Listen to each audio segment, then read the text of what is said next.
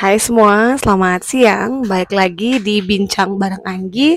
Dan hari ini aku mau cerita tentang pengalaman aku saat first flight terbang ke Sulawesi. Ya teman-teman, tepatnya ke Palu. Jujur untuk first flight ini sangat mengesankan ya. Dari terbangnya, terus juga dengan krunya, dan juga pastinya pengalaman saat di hotel ya, di Palu itu. Dan sejujurnya aku sangat teringat banget dengan kondisi kru saat itu yang sangat welcome, ya kan? Apalagi para-para senior yang mau menerima aku, apalagi kan case-nya aku baru liris ya, baru pertama kali terbang nih gitu, masih perlu banyak belajar. Dapat terbang dengan senior yang sangat baik, cabin one yang sangat baik, dan juga kokpitnya juga baik. Untuk terbang awalnya tuh aku lupa intinya ronnya di Palu aja, ya. Untuk landingnya itu belum terlalu sore teman-teman pada saat itu. Mungkin jam 3 ya, jam 3-an. Dan sampai di hotel, kayak Binwan aku request untuk yuk kita cari kamar lantai 5 aja kayak gitu. View-nya yang ke laut karena memang view-nya tuh sangat bagus. Itu view-nya langsung ke laut ya, langsung ke pantai kayak gitu. Dan kita mintanya di lantai 5 kebetulan teman-teman yang memang view-nya bagus banget. Kalau nggak salah, ya cukup sepi, lumayan sepi karena itu kayaknya juga bukan masa-masa liburan dan aku juga nggak tahu apakah ada orang lain di kamar-kamar di lantai 5 karena memang sepi teman-teman ya. Dan pada saat itu ya udah masuk ke kamar ya kan, seperti biasa. Nah, saat di Palu itu kami bertiga tidurnya, cabin one aku, 4 dan 5 sama aku ya. Karena memang aku di situ kan baru aja terbang jadi emang harus dekat dengan cabin one-nya lah ya biar tahu juga pendekatan pengenalan. Dan iya kami bertiga di kamar.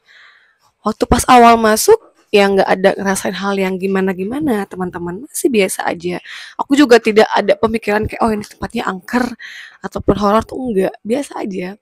Oke, kamarnya luas dan itu karena kita bertiga tidurnya jadi kita minta extra bed ya sama pihak hotel.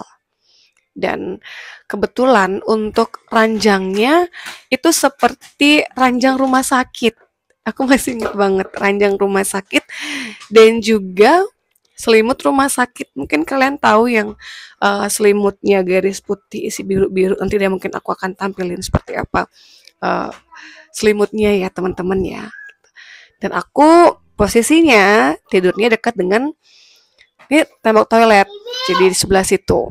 Jadi aku memang tidurnya dekat dengan tembok kamar mandi ya. Pas di pintu masuk, cabin one-nya di tengah-tengah dan cabin 4-nya di paling pinggir dekat dengan jendela. Jadi emang kita menempelkan kasurnya itu mepetin ke tembok ya, tembok dekat dengan pintu masuk ataupun tembok kamar mandi gitu. Otomatis untuk yang di bagian dekatnya cabin 4 kan masih luas banget tuh ya, masih sangat luas, ada kursi 2, kursi tamu seperti itu, ada meja bundar dan cabin 4 aku juga nyimpen barang kan dekat sana ya, koper dan juga perintilannya seperti itu. Ya biasa jam 3-an kita landing, mungkin masuk ke hotel itu jam setengah 4, jam 4-an. Mandi, kita bersih-bersih biasa teman-teman ya, biasa aja. Dan kita memang sempat makan bareng. Kita makan bareng itu habis beli lalapan ya di dekat hotel karena memang dekat banyak warung kan dekat hotel itu. Makan kita bertiga sambil nonton ya kan. Kita juga ngobrol-ngobrol. Sangat hangat lah ya. Sangat hangat sekali di hotel itu untuk kita bertiga. Selesai makan, kita ngobrol-ngobrol, malam pun tiba, ya kita langsung ke kasur masing-masing sambil ngobrol, ketawa-ketawa, main handphone, seperti itu. Dan aku tidurnya sekitar jam 9 atau 10 malam, ya. Dengan posisi menghadap mereng kanan, menghadap ke senior aku yang cabin one itu, ya.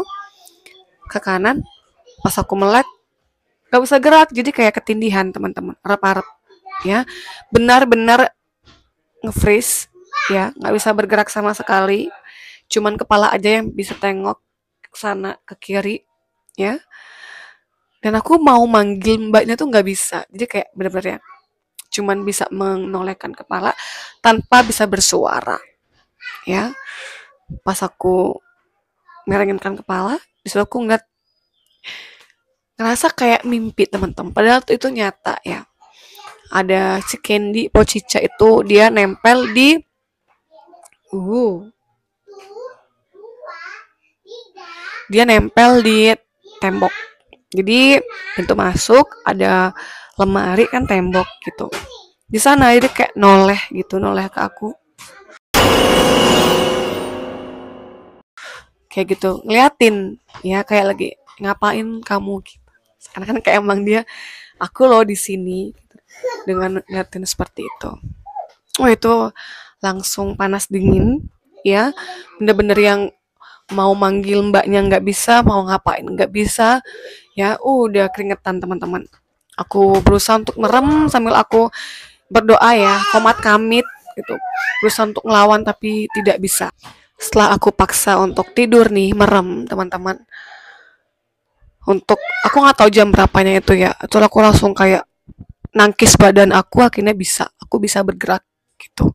Ya bisa bergerak dan itu bener-bener yang rasanya biasa langsung hawa di hotel di kamar itu panas padahal pakai AC. Ya pakai AC teman-teman.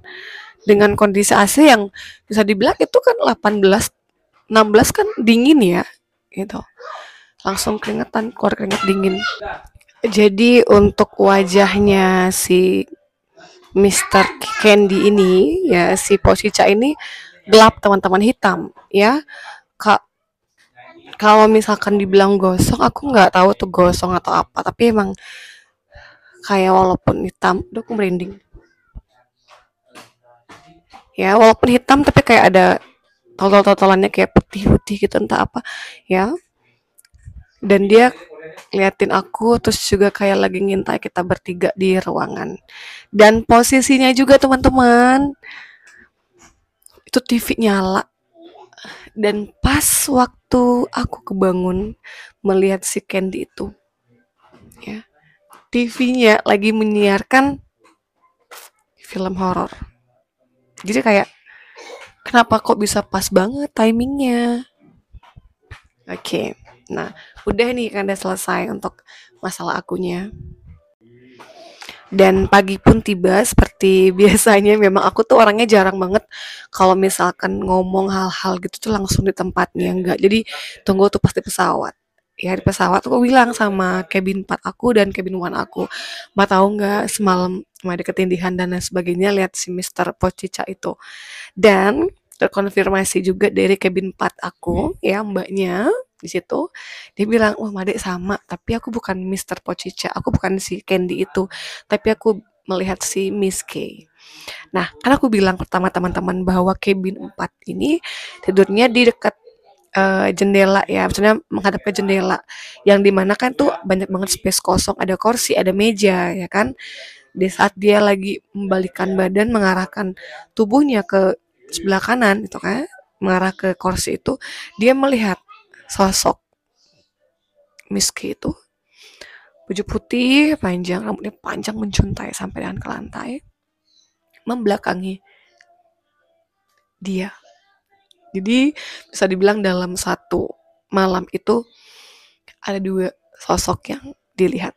Aku, si Pocica, dan juga mbaknya si Miss K itu. Dan ternyata juga cabin one aku ngerasa juga nggak nyaman pada saat itu. Udah ngerasa kayak agak gerah juga tidurnya pada malam itu teman-teman. Jadi memang banyak ya banyak sosok yang menemani kita saat tidur bertiga di Palu itu. Dan menyambung untuk cerita yang tadi, jadi aku punya teman batch teman-teman ya, jadi dia juga mengalami hal yang sama di hotel ininya di Palu, tapi versi waktu pas dia stay di villanya. Jadi hotel itu ada dua pilihan, kamar hotel biasa dan juga ada villanya. Jadi dia dan krunya nginep di villa ya, dan dia bilang waktu itu pernah di Palu di hotel Tit, tapi bagian villanya kan connecting tuh, dibukain lah pintu connectingnya, gue tidur di extra bed pas banget posisi di depan pintu connecting Eh, selimut aku ditarik sama si Miski. Dan saat itu gue cuma bisa merem, ya, berusaha merem, berusaha tidur supaya tidak ketakutan. Tapi emang jelek banget teman-teman. Di saat kita sudah saling melihat ya, tapi itu jujur nggak enak banget teman-teman. Di saat kita kebangun ya, terbangun dan kita melihat sosok atau saling natap mungkin, itu tuh udah jelek banget. Apalagi berusaha untuk memalingkan ataupun mengganti fokus, atau kita berusaha buat tidur atau apa, tapi tetap aja kayak susah. Karena mau maksain untuk merem pun gak bisa sebenarnya, kayak gimana? Ya pura-pura nggak lihat, padahal mah mereka juga tahu bahwa kita juga melihat dia, ya. Karena inget loh, yang namanya makhluk astral, dia juga tahu, ya, kalau dia lagi diceritain, lagi diomongin, tahu juga kalau emang kitanya pura-pura nggak ngeliat dia, karena dia tahu, kan ada radarnya tuh, ya. Jadi mungkin teman-teman di sini yang punya kisah yang sama, cerita yang sama di hotel di Palu itu, boleh kok ya di komen aja. Oke, sekian dulu untuk bincangnya siang hari ini. Terima kasih buat yang sudah dengerin, yang udah tonton, ya. Mohon maaf untuk kekurangannya dan selamat siang. Bye-bye.